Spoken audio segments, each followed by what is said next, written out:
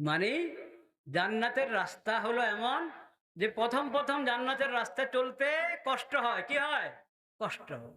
আরে নামাজ পড়তে হবে, আরে সুদ ছাড়তে হবে, ঘুষ ছাড়তে হবে, মিথ্যা ছাড়তে হবে, এসব গুনাহ, এগুলো যদি সব পাপ, এগুলো কিচ্ছু করা যাবে না, এগুলো ফরজ, এগুলো সব করতে হবে।